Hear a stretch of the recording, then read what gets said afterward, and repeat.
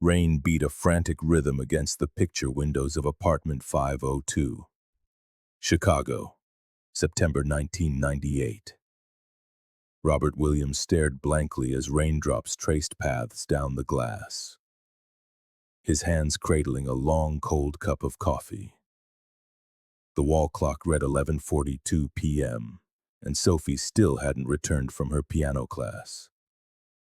She should have been home over 2 hours ago, he murmured, trying to quell the anxiety coiling in his chest.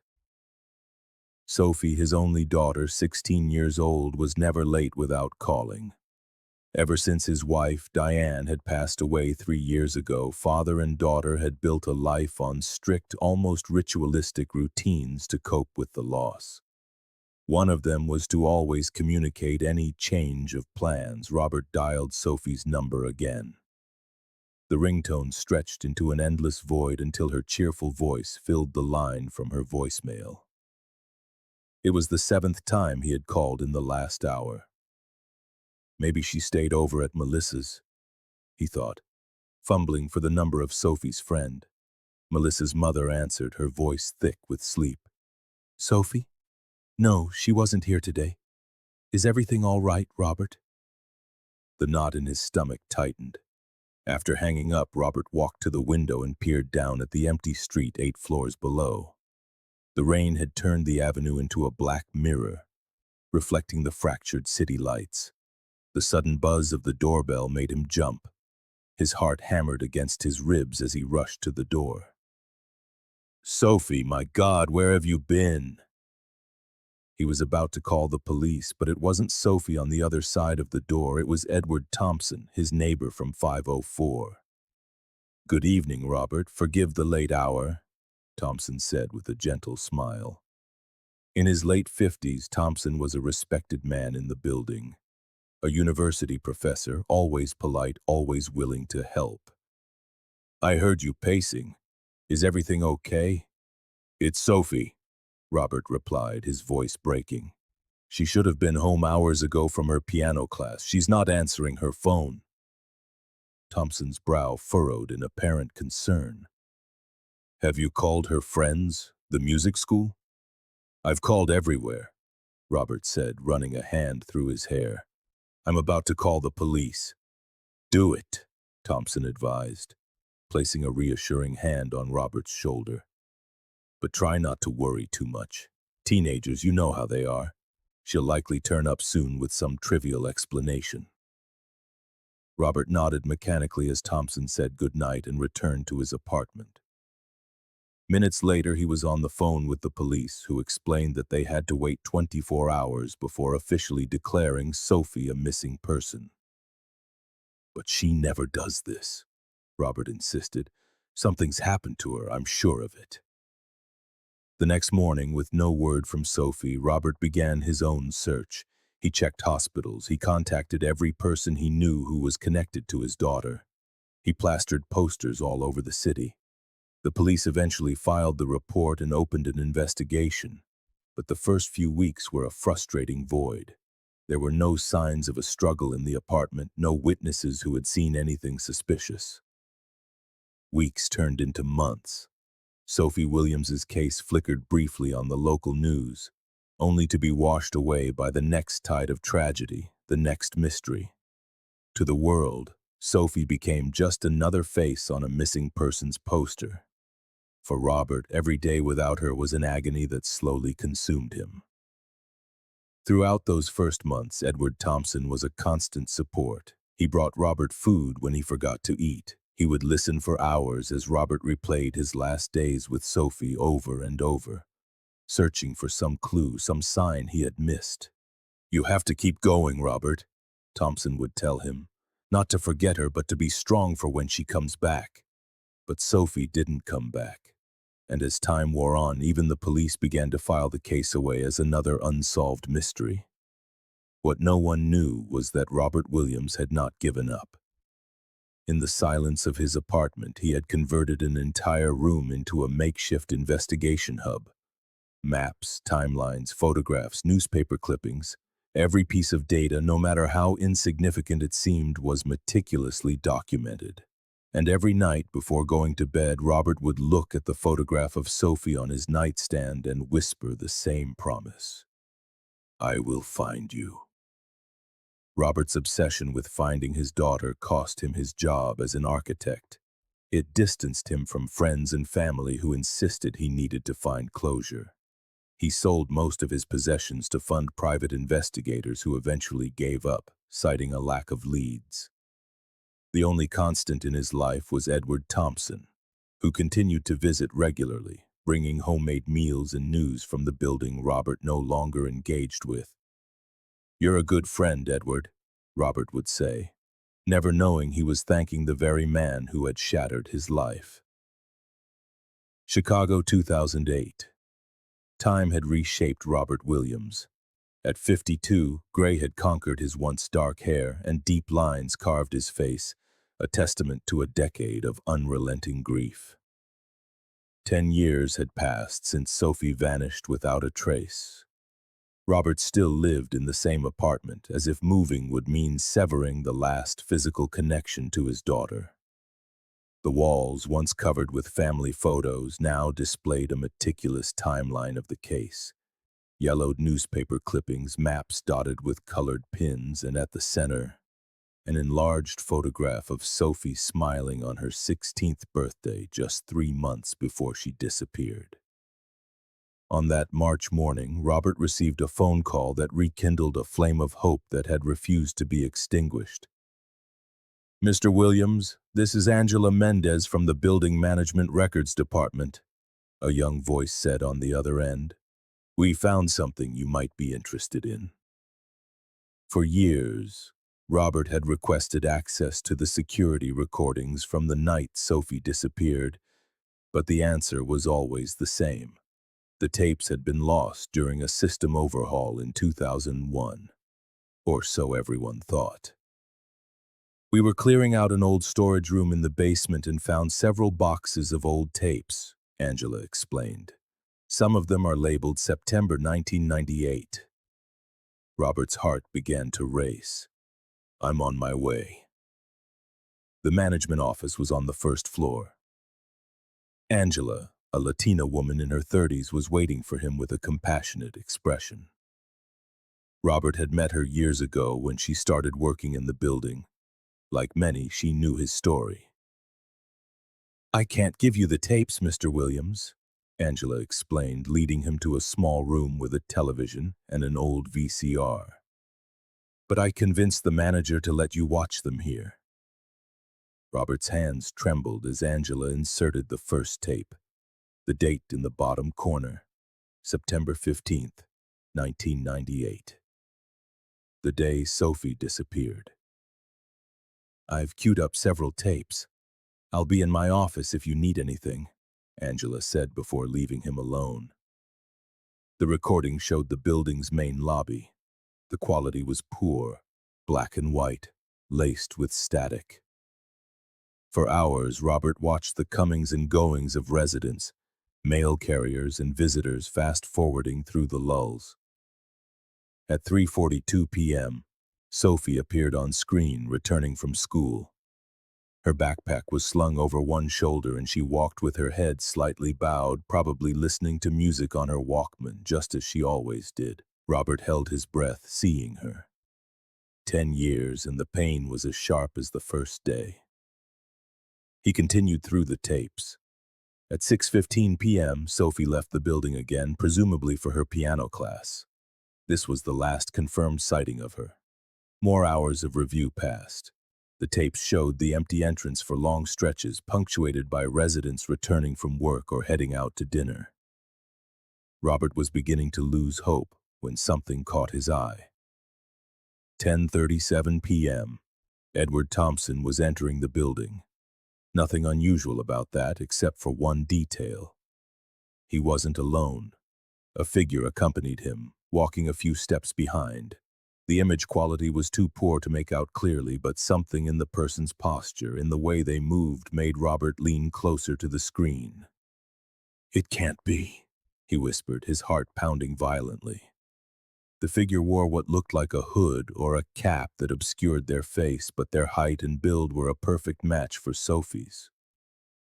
Thompson headed for the elevators and the mysterious figure followed, always maintaining the same distance as if being led or controlled. Robert rewound the tape, watching it again and again, scrutinizing every detail. There was no doubt. Edward Thompson, the man who had been his sole pillar of support for years, had entered the building with someone who could be Sophie on the night she disappeared. With trembling hands, Robert advanced to the next tape. 11:53 p.m. The elevator doors opened on the 5th floor where both he and Thompson lived. The hallway camera captured Thompson walking to his apartment, followed by the hooded figure. They entered 504, and the door closed behind them. A chill snaked down Robert's spine. Sophie had been mere feet from her own home that night. Could the man who had offered him solace for a decade be the one responsible for his pain? He kept watching, but there were no more recordings of Thompson or the mystery figure leaving the apartment that night. However, at 2:17 a.m., the camera in the underground parking garage captured Thompson getting into his car, a dark sedan. The trunk was open as he approached the vehicle. He closed it, got into the driver's seat, and drove away. Robert sat frozen, his mind struggling to process what he had just seen. All these years, the man responsible had been living next door, playing the part of a friend, consoling him for a tragedy of his own making. With a calmness he did not feel, Robert rewound the tapes, ejected the most important ones, and slipped them into his jacket. He left the room and walked back to Angela's office. "Did you find anything useful, Mr. Williams?" she asked when she saw him. "More than you can imagine," he replied, his voice controlled. "I need to take these tapes." Angela hesitated. "I can't let you do that without the manager's authorization." "Angela," Robert said, looking her directly in the eye, "I think I just found out who took my daughter." Angela's expression shifted. She glanced around to make sure they were alone, then nodded. "Take them. I'll say we're still looking for them." Back in his apartment, Robert faced a crucial choice. Call the police immediately or confront Thompson first. Thompson still lived in apartment 504, his routine apparently unchanged for 10 years. Respected professor, kind neighbor, and possible kidnapper, or worse. Robert walked to the wall that held his entire investigation. Among the photos of Sophie were several of Thompson he had discreetly taken over the years. He had investigated him just as he had everyone who knew Sophie, but had never found anything suspicious.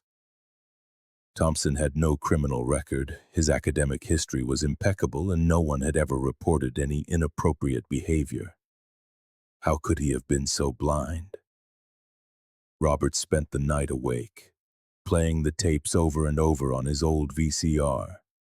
Each viewing solidified his conviction. Edward Thompson had been with Sophie on the night she disappeared. The professor, who for 10 years had played the role of the compassionate neighbor, was hiding a dark secret behind his respectable facade. At 6:30 a.m., Robert picked up the phone and dialed a number he knew by heart. "Detective Ramirez," a gruff voice answered on the third ring. Manuel Ramirez had been the lead investigator on Sophie's case for the first few years. Unlike other officers who eventually set the file aside, Ramirez had never treated Robert like an obsessed father who couldn't accept reality. Perhaps because he had a daughter Sophie's age himself. "It's Robert Williams. I need to see you. Immediately.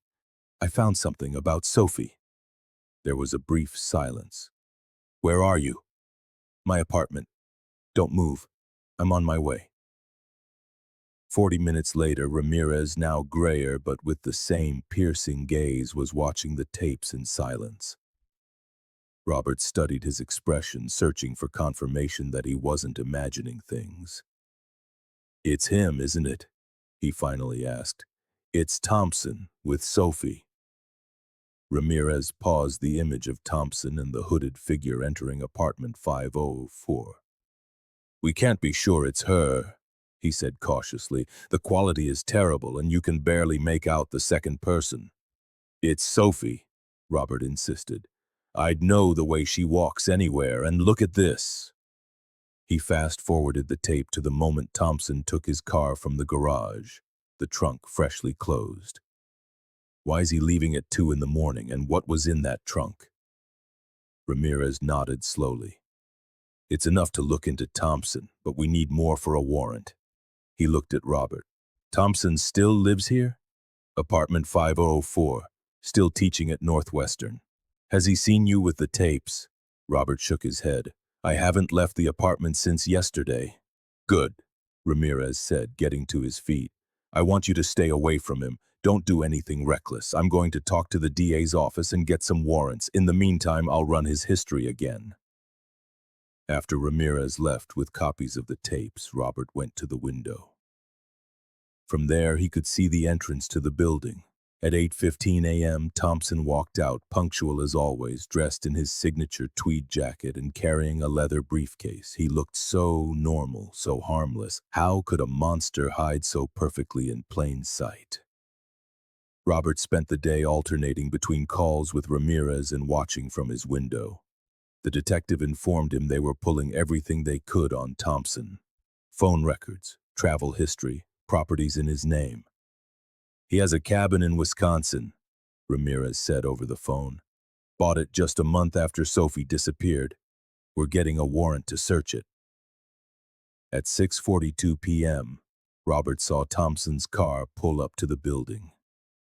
The professor got out, collected his mail in the lobby, and went up to his apartment. Minutes later, Robert's phone rang. Robert, how are you? Haven't seen you in a few days, came Thompson's voice, friendly as ever. Nausea churned in Robert's stomach, but he forced his own voice into a mask of normalcy. I've been busy, a new project. Glad to hear it. How about dinner tomorrow? I'll make that lasagna you love. The casual familiarity, the effortless way Thompson maintained this charade after 10 long years, only intensified the hatred coiling inside Robert. Sounds good, he replied, struggling to keep his voice steady. 7 o'clock? Perfect. I'll see you then. Robert hung up and took a deep, shuddering breath. He had to stay focused. Detective Ramirez had warned him not to confront Thompson, but the thought of sitting down to dinner with the man who had likely stolen his daughter was unbearable. He spent another sleepless night replaying every interaction he'd ever had with Thompson. Every shared meal, every conversation about Sophie, every moment he had accepted comfort from the man he now suspected was the architect of his tragedy. The next morning, Ramirez called early. We have the warrants. We're searching his apartment and the cabin today. I need you out of the building. Go to a hotel, a friend's house. No, Robert said firmly. I need to be here. I need to see his face when you arrest him. A long silence stretched over the line. Robert, I understand how you feel, but it's been 10 years, Manny, Robert interrupted, using the detective's first name for the first time.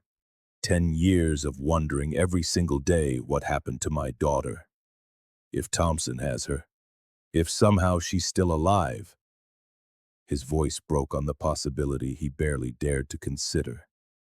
All right, Ramirez relented. But you'll stay in an officer's apartment 2 floors down. 302 is vacant. The owner is a retired cop. He gave us permission. I want you there when we move on Thompson's apartment. 6:30 p.m. At 6:30, Robert watched from the window of apartment 302 as a team of plainclothes officers positioned themselves discreetly around the building. Ramirez had explained the plan. They would intercept Thompson on his way home from work, take him in for questioning, and simultaneously execute the search warrants on his apartment and the cabin in Wisconsin. The apartment's landline rang. It was Ramirez. Thompson didn't go to work today. He hasn't used his credit card or his phone since last night. Robert felt the blood freeze in his veins. You think he knows? It's possible. Maybe he picked up on your behavior over the phone, or maybe he saw me entering the building. We're going in now. Robert took the stairs to the 5th floor where a small commotion was already forming.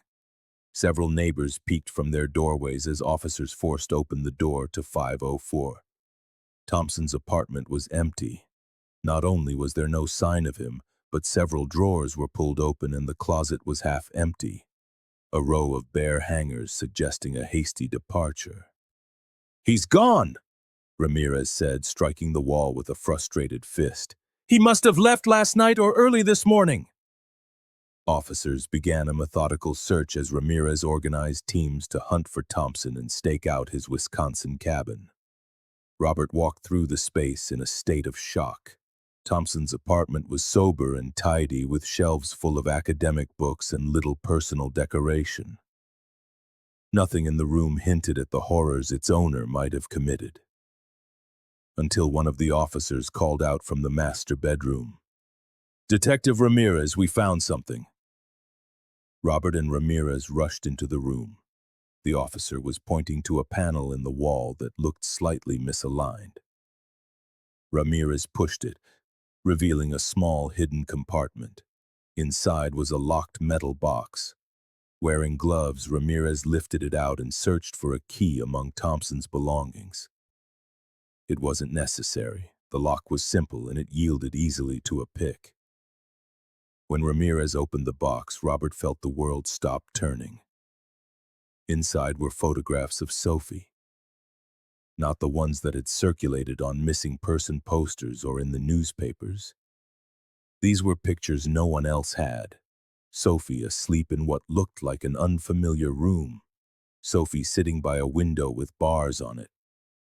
Sophie noticeably older than the last time Robert had seen her. And beneath the photos, a small journal with entries dating back to 2007. Thompson's journal revealed a horror that surpassed Robert's worst nightmares. With clinical detachment, the professor had documented his experiment, as he called it. The abduction and decade-long captivity of Sophie. The methodical, detailed entries described how he had planned for months to take her, fascinated by her emotional resilience after her mother's death. The subject continues to show a remarkable capacity for adaptation. Thompson had written in a 2001 entry, 3 years of controlled isolation, and she still maintains coherent speech and emotional stability. As officers cataloged each page as evidence, Robert sat in a corner of the apartment, shattered by the confirmation that Sophie had been alive all this time, suffering an unimaginable captivity while he searched for her without rest. "The last entry is from 8 months ago," Ramirez said, his face grim as he scanned the journal. "He mentions the cabin in Wisconsin repeatedly. It's likely he kept her there." "Is she still alive?" Robert asked, his voice barely a whisper.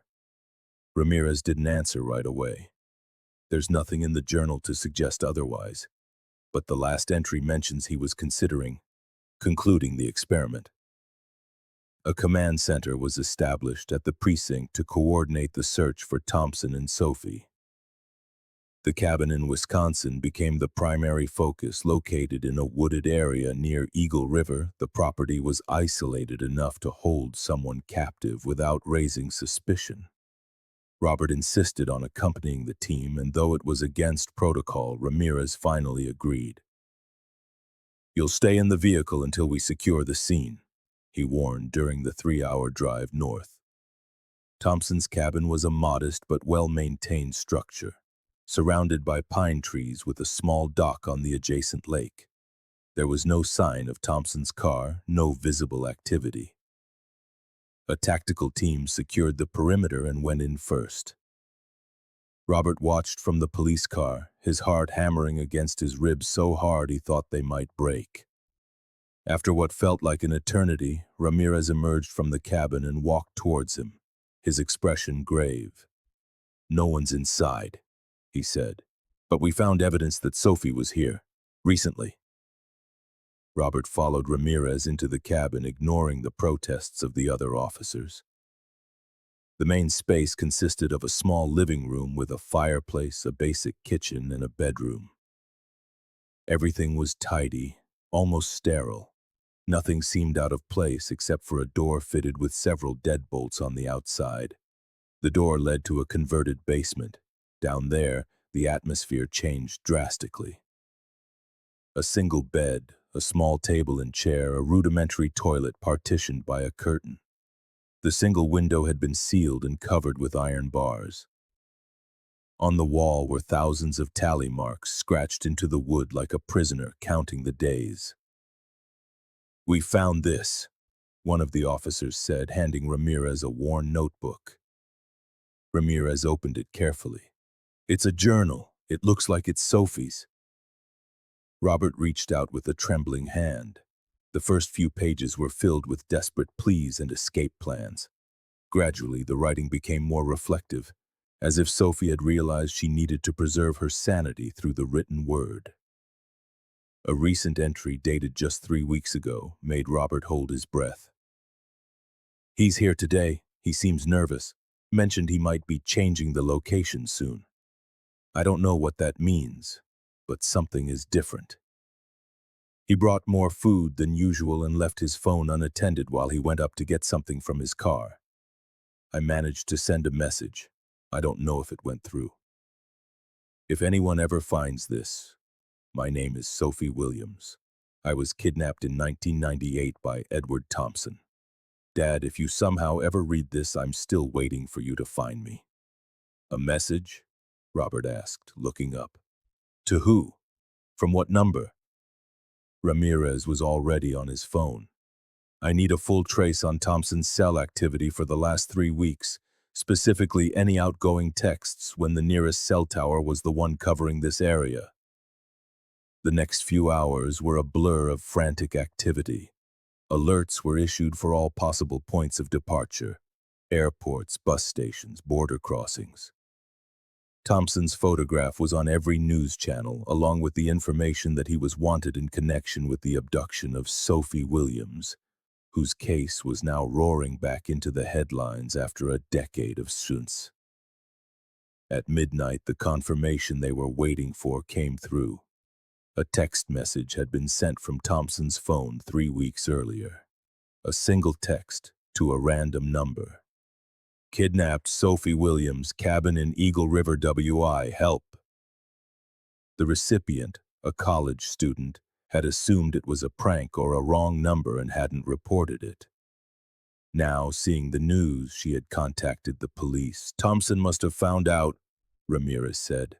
"Maybe he checked his sent messages. That would explain why he decided to run and why we didn't find Sophie at the cabin."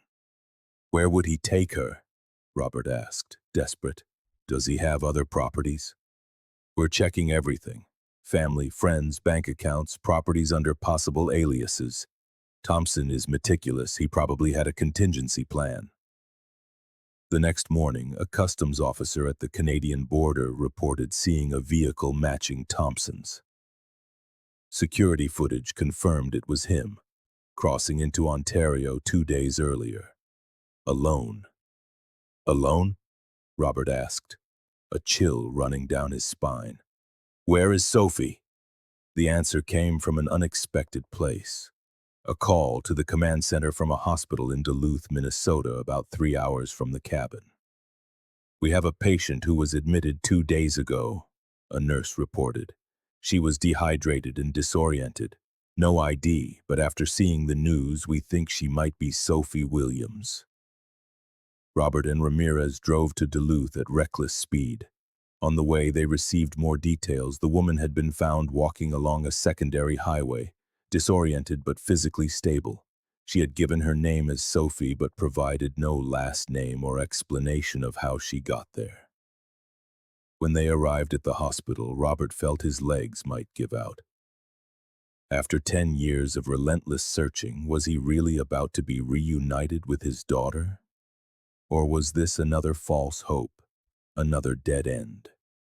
The nurse led them to a private room, She's been very quiet, she explained. The doctors say she's physically okay, all things considered, but psychologically, well, it will take time. Robert stopped in front of the closed door, suddenly terrified.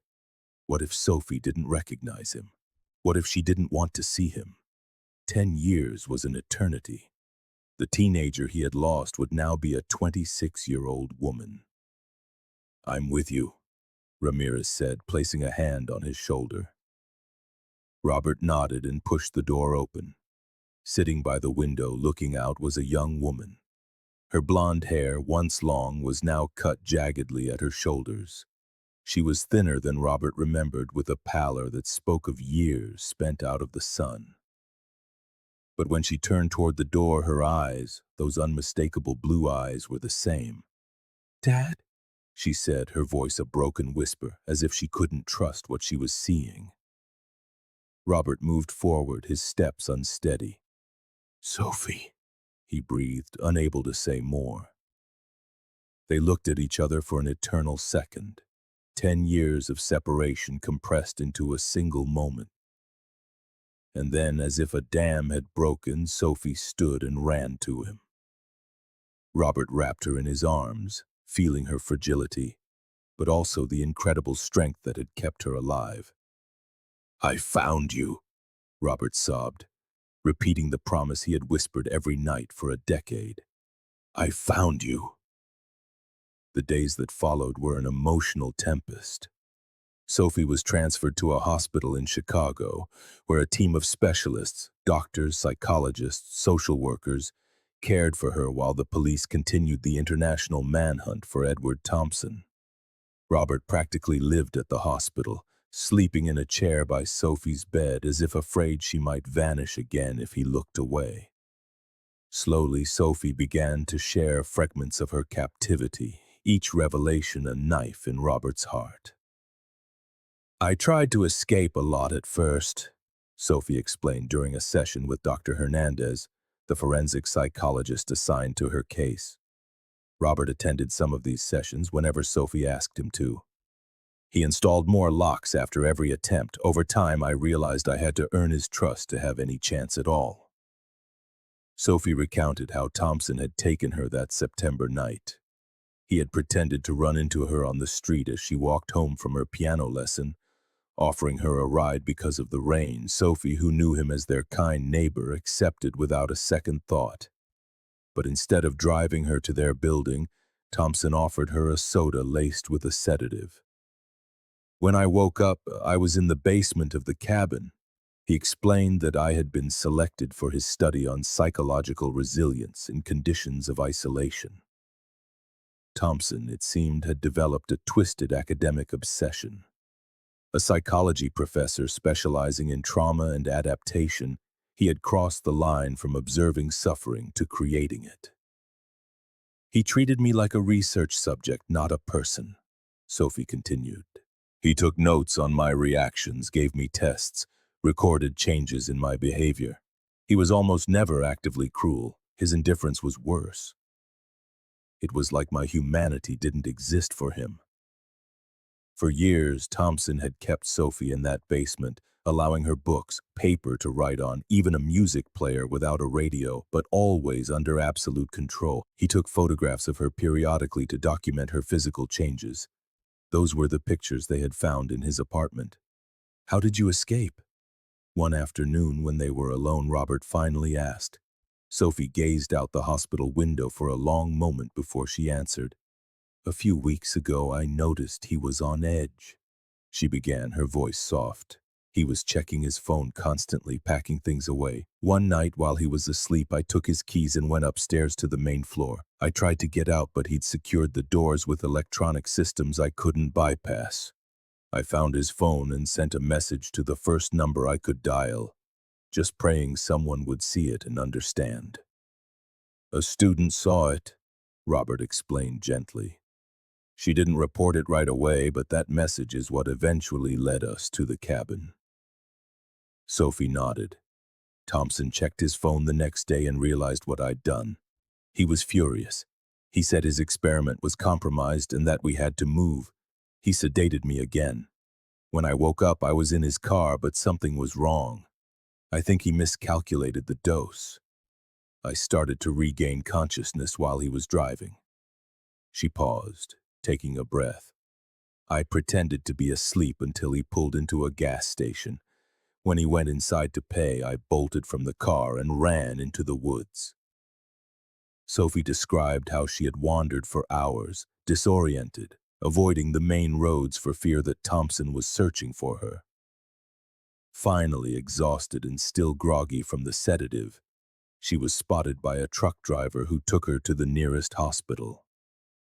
I didn't know where I was, she concluded. I didn't know how much time had passed. I only knew that I was finally free.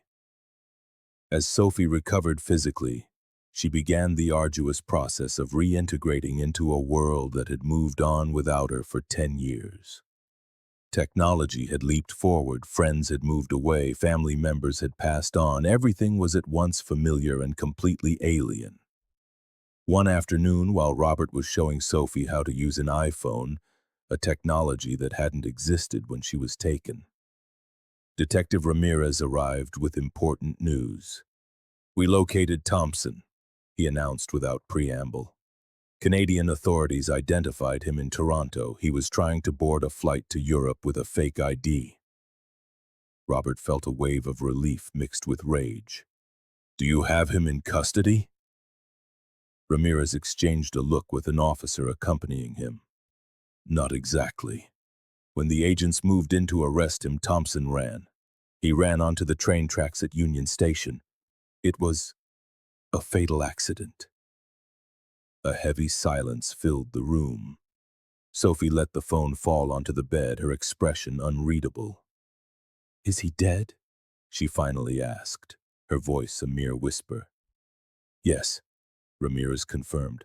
"The medical examiner confirmed it. There's no doubt." Robert watched his daughter, worried about her reaction.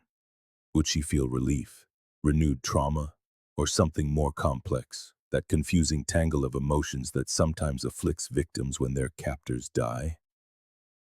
"I don't know how to feel," Sophie admitted as if reading his mind. "Part of me wanted to see him stand trial, to answer for what he did. Another part is just relieved to know I'll never have to see him again." The following weeks brought a slow return to a new kind of normal. Sophie was discharged from the hospital and moved back into the apartment with Robert, though they both agreed to find a new place to live, far from the memories of the building where Thompson had once resided. The media, initially frenzied, finally began to give the family space. With her therapist's guidance, Sophie decided to grant a single interview to thank those who had kept the search alive and to send a message of hope to the families of other missing people. "Don't lose faith," she said, looking directly into the camera. "Sometimes miracles just take 10 years. One Sunday afternoon, as Robert was making lunch, Sophie called out from the living room. "Dad, look what I found!" She was holding a dusty box that Robert recognized immediately. It contained photos and mementos of Diane, Sophie's mother. "I haven't had the courage to open this in years," Robert confessed, sitting beside her.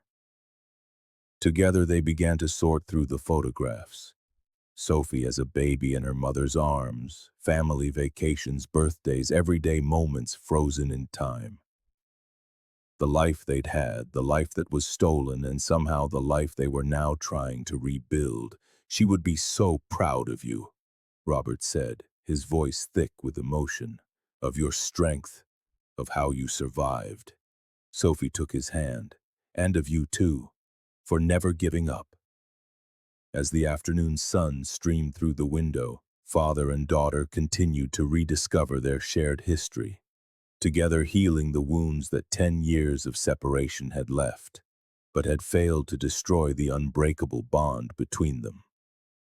Elsewhere in the city, Detective Ramirez officially closed the Williams case, meticulously filing away every document, every photograph, every piece of evidence. On his desk lay a note from Sophie received that morning. Thank you for helping my father find me. Some miracles need a little push. Sophie W. Ramirez smiled, tucked the note into his wallet, and switched off his office light. After 10 years, he could finally go home, knowing he had kept his promise. 6 months after her return, Sophie faced a new set of challenges. The world had changed dramatically during her captivity. Smartphones, social media, politics, culture. It was all uncharted territory she had to navigate while processing her trauma. It's like I time traveled, she explained to her therapist. Sometimes I feel like an anthropologist studying a strange new culture. Instagram, Twitter, and all these apps that are just a normal part of life now. Her therapist referred her to a specialized support group for severe trauma and social reintegration. There, Sophie met others who had experienced extreme situations. Former prisoners of war, survivors of long-term kidnappings, people rescued from isolated cults. Though their stories were different, they all shared that profound sense of disorientation upon re-entering a society that had marched on without them. My daughter was 4 when I was taken, a woman named Helena shared during one session. Now she's 12, sometimes I don't know how to be her mother. My boyfriend waited for me for 2 years, another member said. Then he moved on. He's married now, with kids. I don't blame him, but it hurts. Sophie listened in silence. Unlike them, she hadn't left anyone behind but her father. Her high school friends had all moved on, graduating, going to college, building careers and families. She had looked them up on social media, but reaching out felt strange. What did they even have in common anymore? One afternoon, as Sophie was exploring educational options, trying to figure out how to finish high school and what to do next, she received an unexpected call. "Sophie Williams?" a woman's voice asked. "My name is Amanda Chen from the Bellamy Center for Trauma Survivors." Sophie had heard of Bellamy, a prestigious foundation that worked with victims of violent crime, offering everything from psychological support to legal aid and educational scholarships. "We'd like to invite you to participate in our program," Amanda continued. "We offer personalized guidance to help you rebuild your life on your own terms." Sophie agreed to meet with Amanda the following week. The Bellamy Center occupied a modern yet welcoming building in North Chicago. Amanda, an Asian American woman in her 40s with a calm but intense energy, greeted her in her office. "We don't usually contact survivors directly," Amanda explained, "but your case caught my attention." "Why?" Sophie asked. Amanda offered a small, knowing smile. "Because I disappeared once too." For the next 2 hours, Amanda shared her story. Abducted at 15 by a predator, she had spent 8 months in captivity before she escaped. 30 years later, she was running one of the most respected survivor support programs in the country. "What I'm about to tell you is something I wish someone had told me," Amanda continued, her gaze steady. "Your experience does not define you, but you shouldn't try to bury it either. It will always be a part of you, like a scar. And like any scar, it can either weaken you or make you stronger, depending on how you integrate it into your life." Sophie felt something resonate deep within her. Everyone expects me to just pick up where I left off, as if these 10 years were just a parenthesis. But they weren't, Amanda affirmed, and they shouldn't be. You can build something new and valuable, not in spite of what you've been through, but because of it.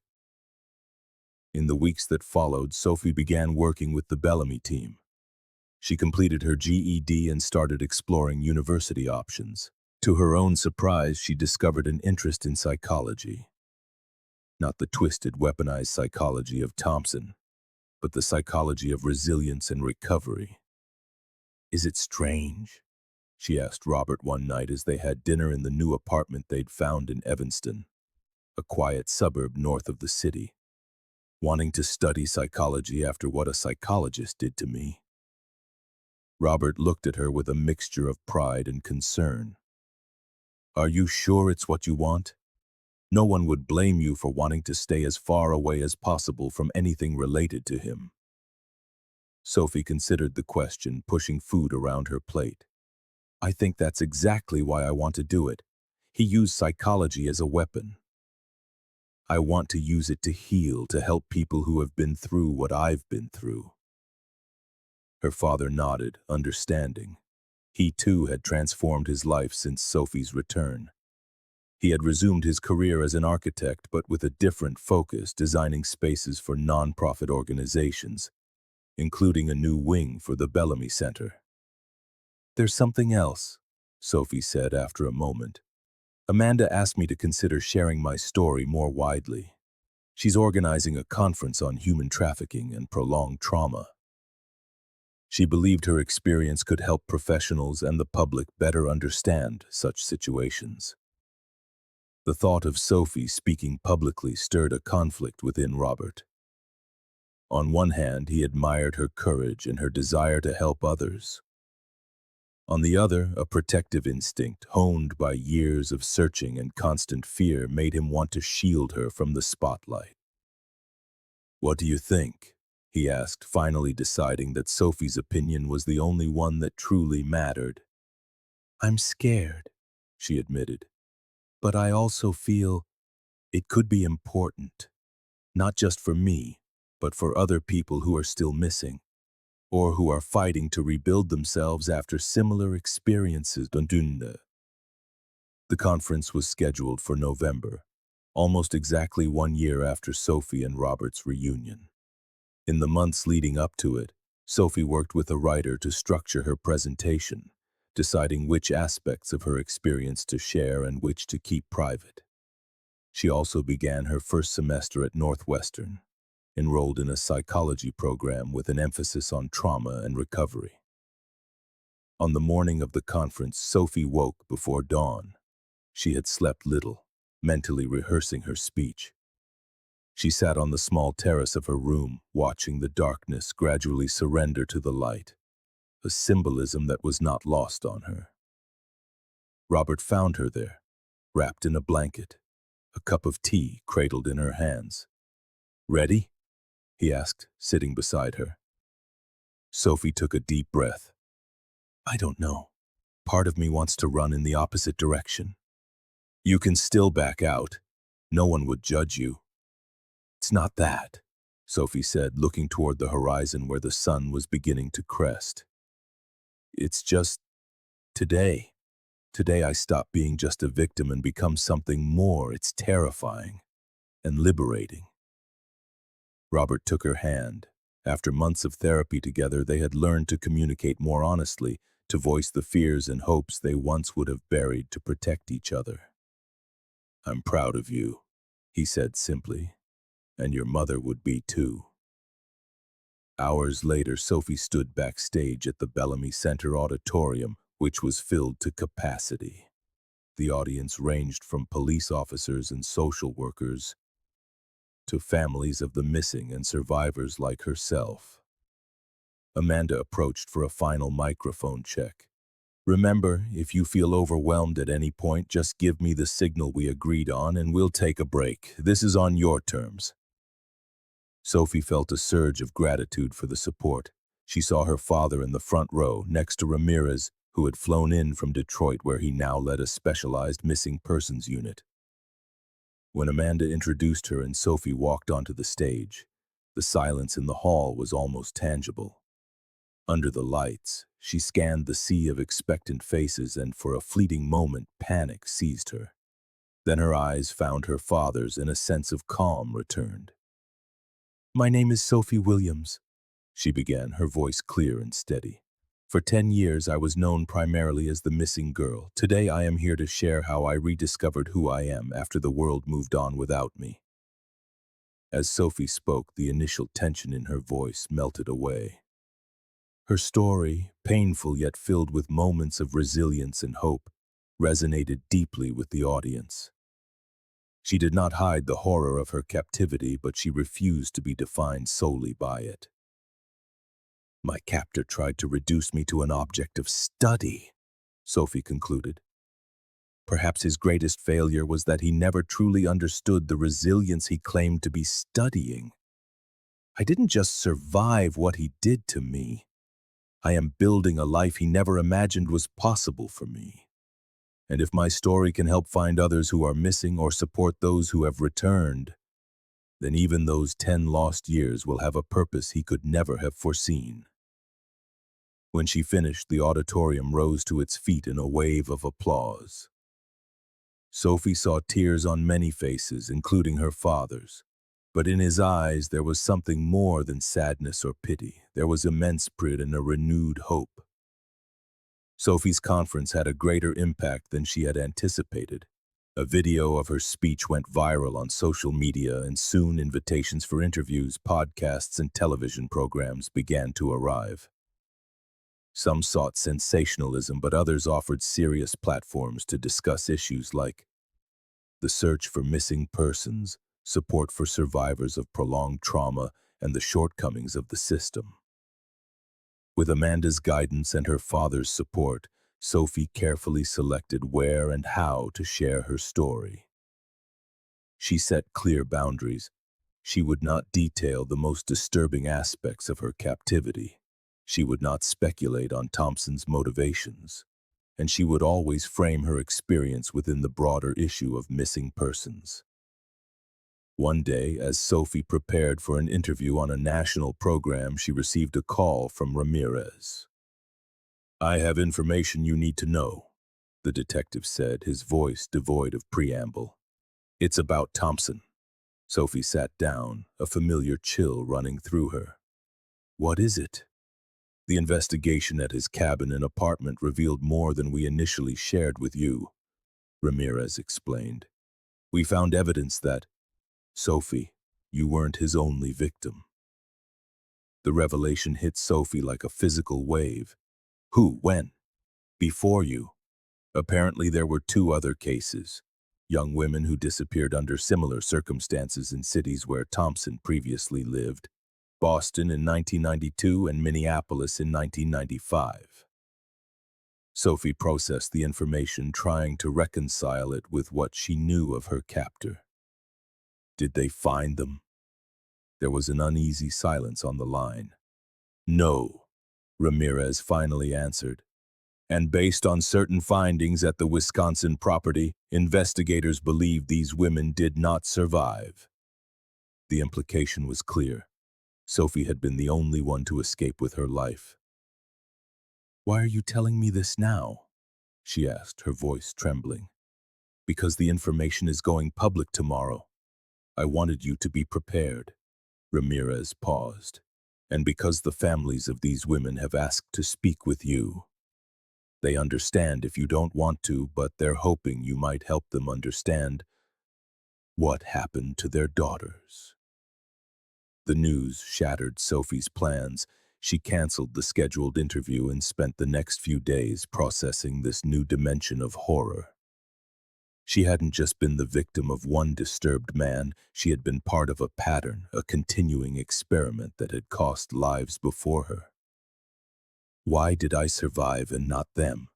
she asked Robert one night, tormented by a deep, irrational guilt. Robert held her, offering no easy answers.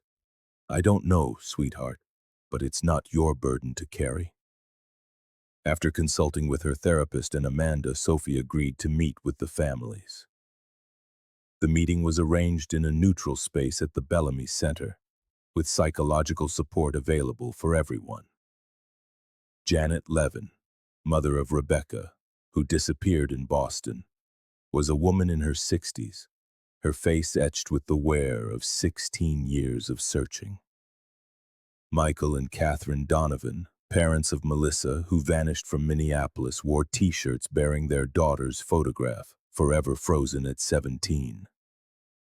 The meeting began with a palpable tension. Sophie feared their resentment. Why had she survived when their daughters had not? But what she found was not resentment, but something else entirely. A painful gratitude for the chance to finally understand something of what had happened to their loved ones.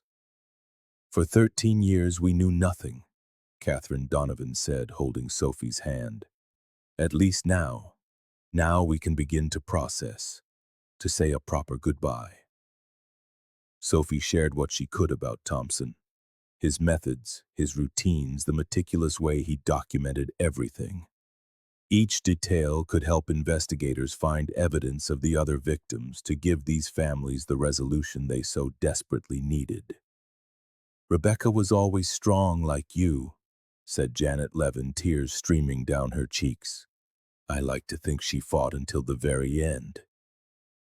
The meeting, planned for an hour, stretched to nearly 4. As they parted, Michael Donovan embraced Sophie. "Thank you," he whispered, "for surviving, for speaking, for giving us this." In the following months, Sophie's life took on a more defined purpose. Working with the Bellamy Center, she helped create a specialized program for families of missing persons, offering not just emotional support but also practical guidance on how to navigate the legal system, interact with the media, and keep the search alive when authorities lost interest.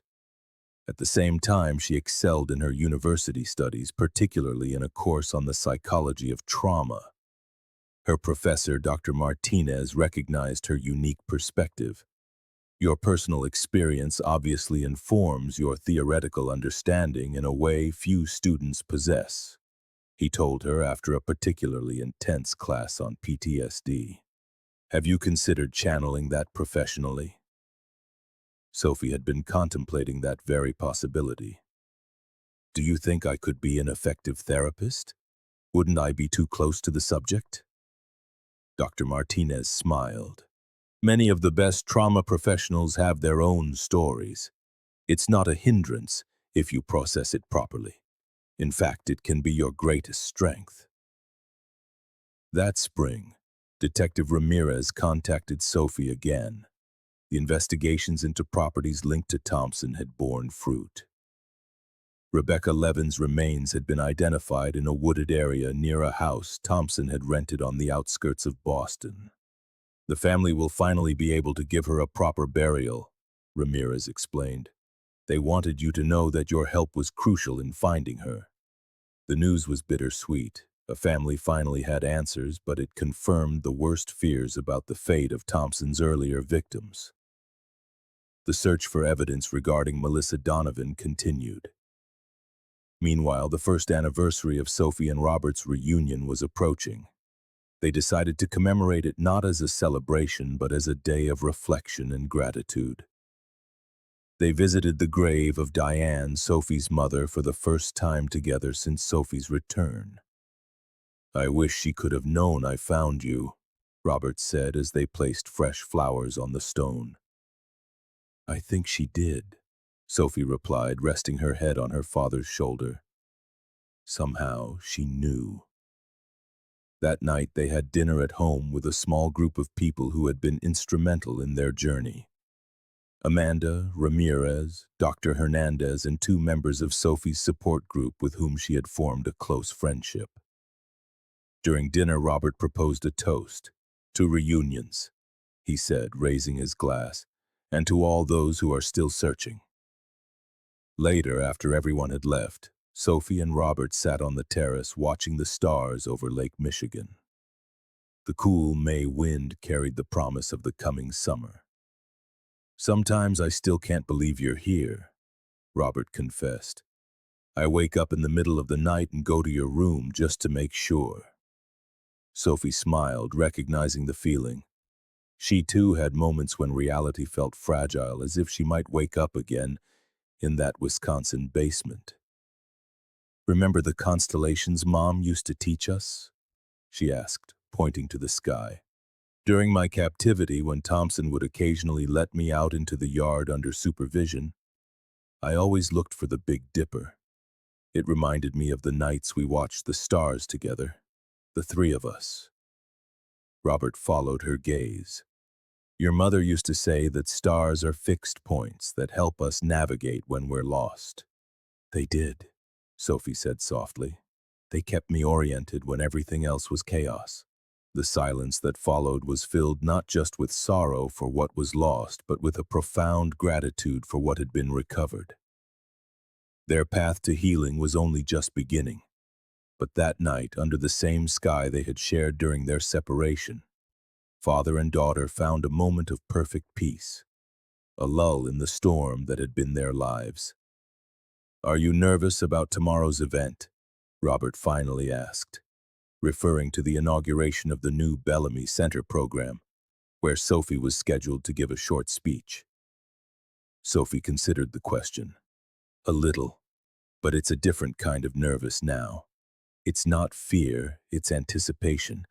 I feel like I'm finally building something meaningful from what happened." Robert squeezed her hand. "You were always stronger than anyone imagined. Even Thompson, with all his pretense of understanding human resilience, never truly grasped what was inside you." "Inside us," Sophie corrected. "He never understood what it truly means to love someone, what people will do for those they love. That was his fatal mistake." As the night deepened, Sophie reflected on how her story, a tragedy for so many years, was transforming into something else. Not a simple happy ending, but a testament to perseverance, a beacon for others lost in their own darkness. 5 years later, Chicago shimmered under the summer sun as Sophie Williams, now 31, walked across the Northwestern campus.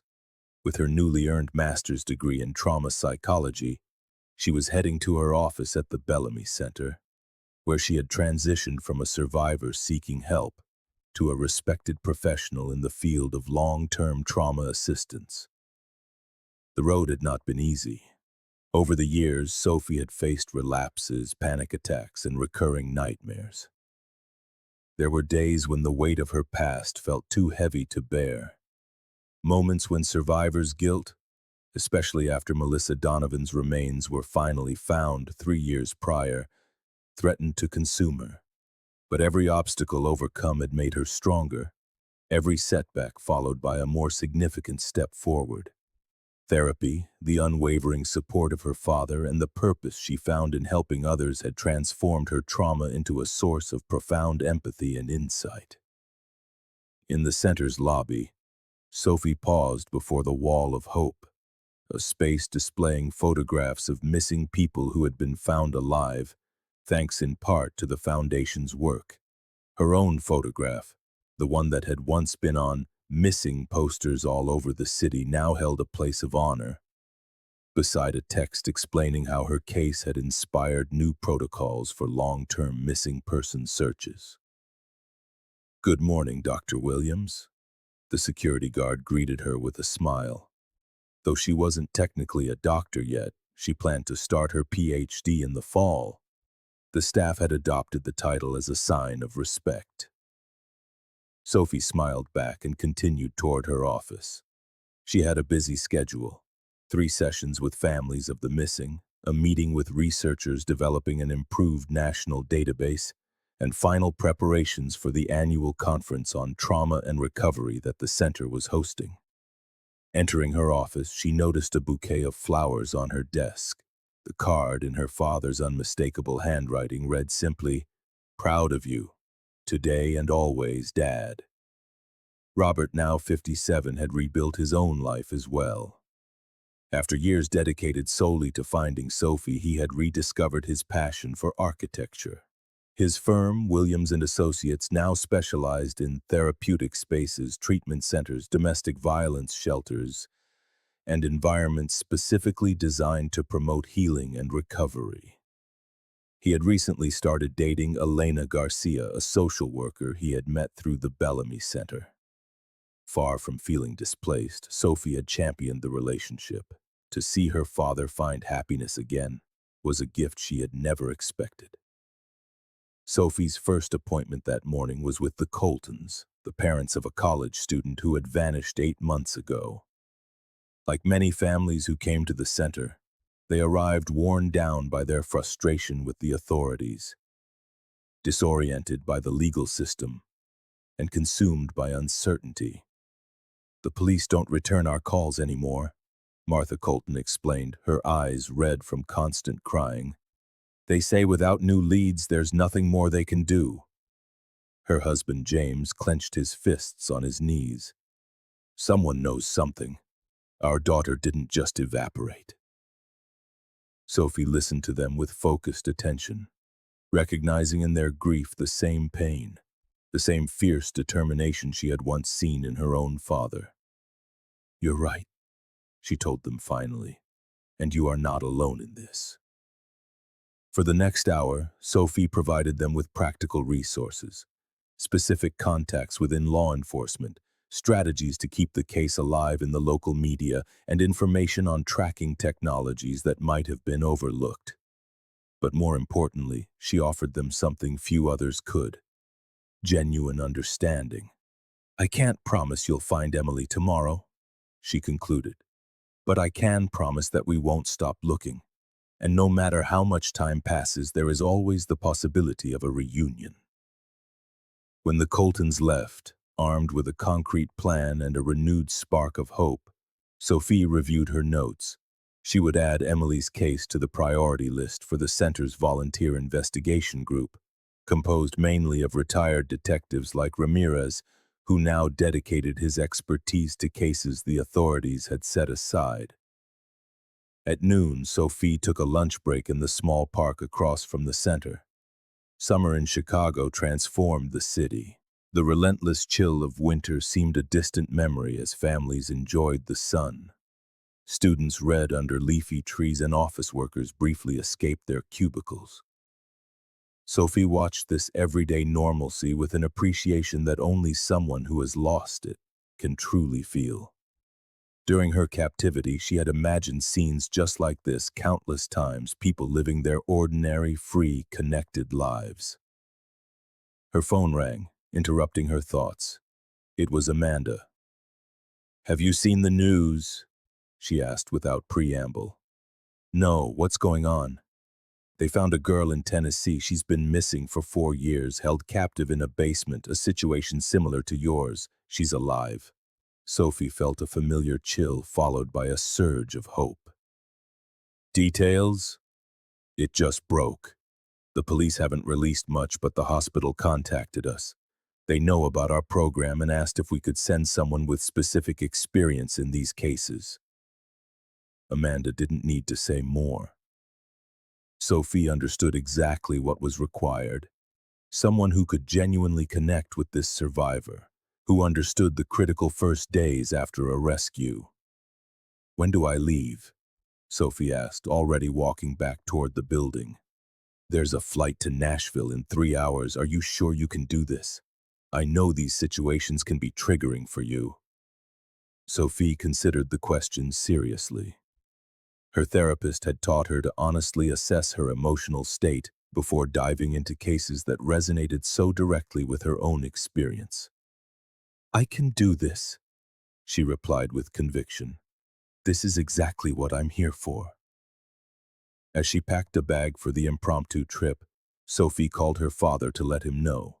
Years ago, an unexpected absence would have triggered an understandable panic in him. Now their relationship had evolved into a healthier balance of concern and independence. "Be careful," Robert said after hearing the situation. "Call me when you land." "I will," Sophie promised. "Could you feed Luna while I'm gone?" Luna, a rescue cat Sophie had adopted 2 years prior, was another important part of her healing process. "Of course. Helena and I will take turns. In fact, we were thinking of stopping by your apartment tonight to check on that leak you mentioned." That normality, that everyday routine that had once seemed unattainable, was now her reality. Sophie smiled as she finished packing, grateful for every ordinary moment. At the airport, waiting for her flight, Sophie reviewed the preliminary information Amanda had sent about the Tennessee case.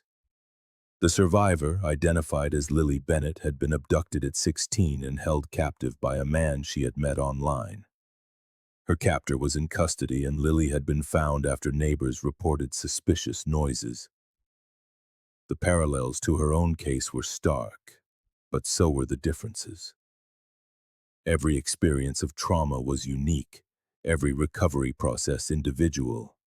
Sophie didn't pretend to have all the answers. She only hoped to offer a bridge, a connection to someone who had walked a similar path. As she boarded the plane, Sophie thought back to that September night in 1998, when her life had taken an unexpected and terrible turn.